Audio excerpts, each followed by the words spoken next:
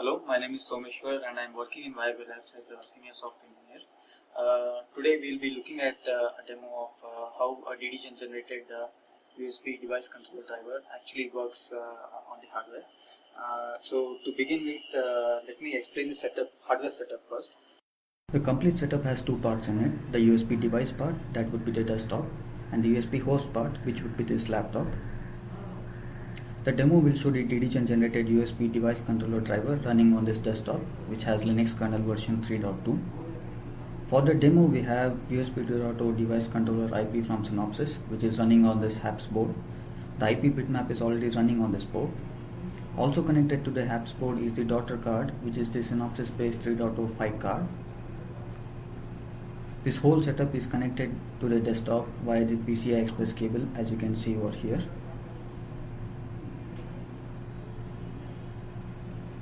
After the driver generation from the tool, I'll be compiling the source and will be loading the kernel object on the desktop. I'll be showing this in the last segment of the demo. Now to complete the setup, I'll be loading the Linux provided mass storage gadget driver on this, so that the complete desktop setup will be recognized as a mass storage device when connected to the host system.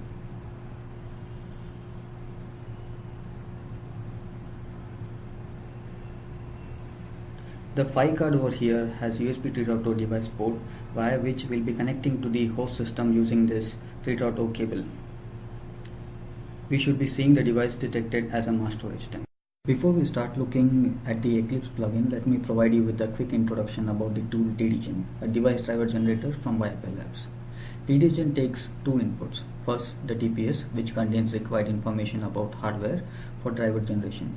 Details like registers, interrupts of the device, programming sequences required for using features of the device are captured in the spec.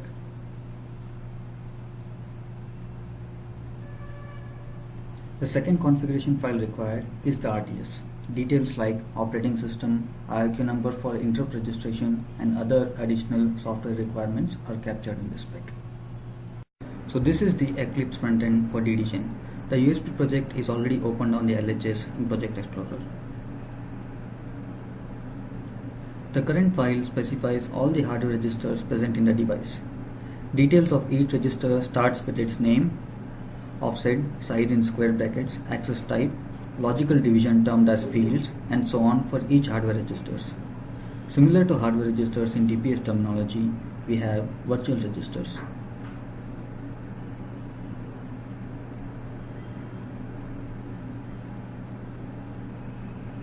For this particular device, we have two virtual register definitions. One for event buffer, that is for handling interrupts, and second one for handling data transfers. You can see that the input format is similar to that of hardware registers, and that is the amount of abstraction DPS provides.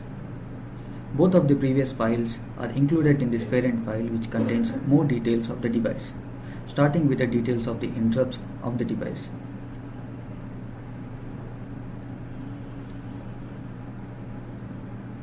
Each cause of interrupt becomes one interrupt ID in DPS input.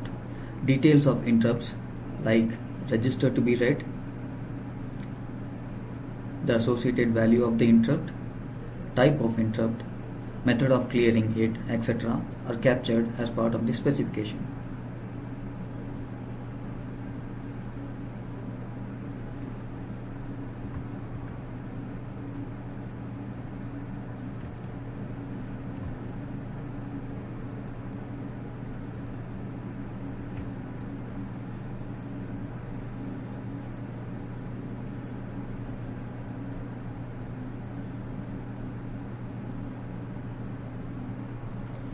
More details on usage of the defined virtual registers are given in a substrate spec called descriptor spec.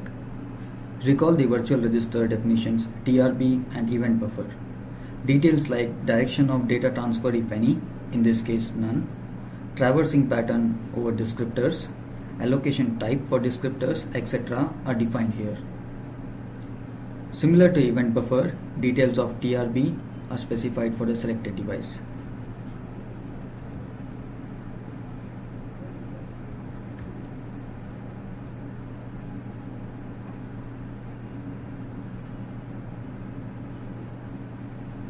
Last spec of DPS we'll be looking at captures details of specific USB device class. the endpoints.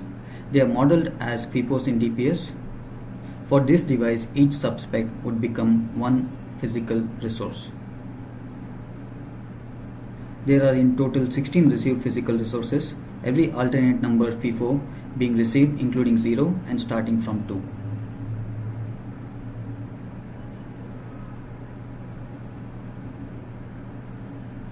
Details of how to force the endpoint to stall, clearing the stall on the endpoint, configuring the endpoint for usage, etc. are captured separately in this spec.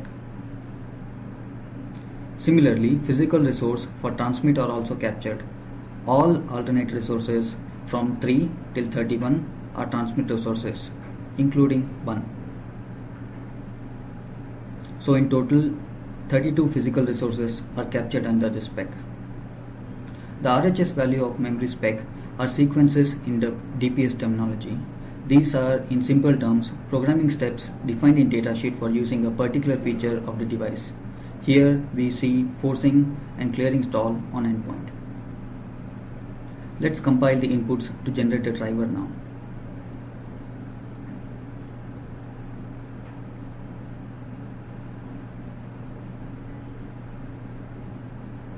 The driver generation has been completed and the console contains messages given out by the tool.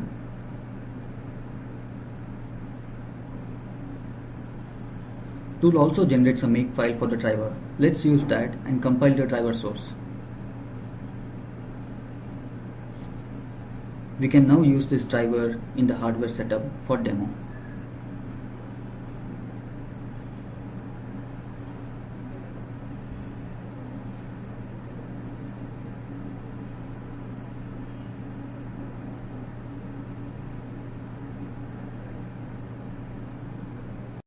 We will now look at working of the generated driver which we saw previously in the Eclipse-based platform. We have the driver source for IP here along with a couple of scripts which we'll be using for loading the driver. Let's compile the driver source now. We will run the script to load the kernel object once the compilation completes.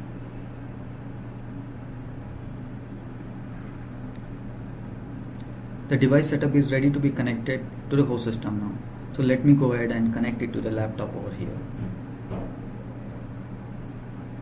We see the device has got connected. Let's open and see the contents of it. We have a few JPEG pictures here on the media. We also have a HD video over here.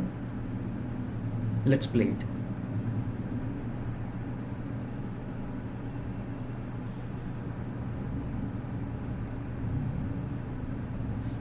We can see the video plays seamlessly.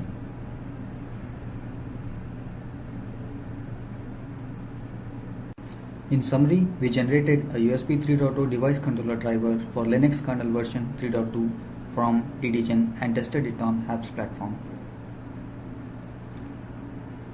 The generated driver passes Chapter 9 and MSC compliance. The performance of the driver was measured using Crystal Disk application. The sustained throughput measured for sequential reads was 118 megabytes per second and sequential writes is 60 megabytes per second. Thank you for watching the demo. Please visit our website for more details on DDGen.